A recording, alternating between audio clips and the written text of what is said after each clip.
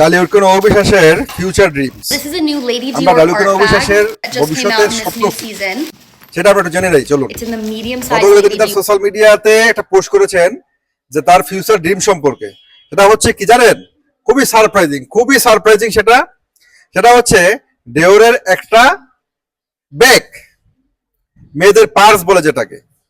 সেটার দাম কত? সেটার দাম শুনলে অবশ্য অনেকের চোখ কপালে উঠে যাবে। সেটার দাম হচ্ছে বাংলাদেশি টাকায় 30 লক্ষ টাকা, আর সেটা ডলারে হচ্ছে 25,500 ইউএস ডলার। এটা হচ্ছে ডালিউড কোন অবিশ্বাসের ফিউচার ড্রিম। তো সামনে অবিশ্বাসের কিন্তু বার্থডে আসছে। এটা কি শাকিব খানকে উদ্দেশ্য করে এই পোস্টটা করেছেন কিনা তিনি, যে শাকিব খান তার জন্মদিনে যদি তাকে গিফট করে তাহলে এই ডিওরের এই ব্যাগটা, এই পাঁচটা অবিশ্বাসকে, গোল্ড এডিশনের এই পাঁচটা অবিশ্বাসকে গিফট করে কিনা। জানেন, আপনারা সবাই জানেন বাংলাদেশের একজন জনপ্রিয় কন্টেন্ট ক্রিয়েটর এবং বাইক স্ট্যান্ডার, যার এবং বাইকে স্ট্যান্ড করে তিনি অনেক জনপ্রিয়তা অর্জন করেছেন, নাম হচ্ছে আরএস ফাহিম। সেও কিন্তু একজন বউ ব্যবসায়ী, আবার ইদানিং তার নতুন পরিচয় হজ ব্যবসায়ী।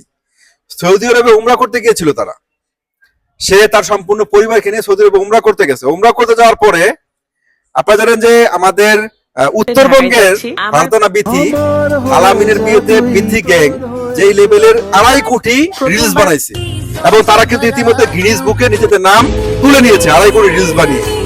তো সেই ফারদানা বিথির সাথে প্রতিযোগিতা করে আরএস ফাহিম কিন্তু পিছিয়ে নেই।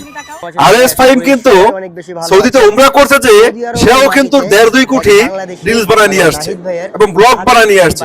সে তার গুপ্রু ক্যামেরা নিয়ে গেছে, সে তার সমস্ত কন্টেন্ট ক্রিয়েটরের যত সেটআপ আছে সম্পূর্ণ সেটআপ নিয়ে সৌদি আরবে গিয়েছে। সেখানে মোটো ব্লগ বানিয়েছে, কার ব্লগ বানিয়েছে, ফুড ব্লগ বানিয়েছে।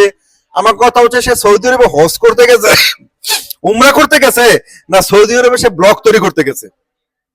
আসলে কন্টেন্ট ক্রিয়েটররা ধর্মটাকেও তারা ব্যবসায় নিয়ে আসছে, বুঝছেন বন্ধুরা।